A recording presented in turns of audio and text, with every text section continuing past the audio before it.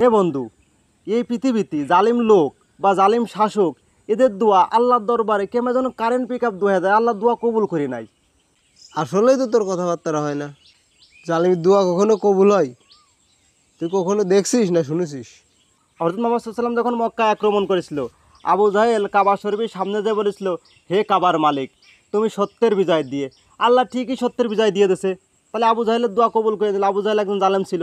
আবার আমার বাংলাদেশ স্বৈরাচার, সে এক সম্মেলনে বলতেছে যে হে আল্লাহ, তুমি এই বাংলাদেশকে জালিম মুক্ত করে দেখ। আল্লাহ তাআলা ঠিক ওই জালিমেরও দোয়া আল্লাহ কারেন্ট পিক আপ কবুল করে নিয়েছে।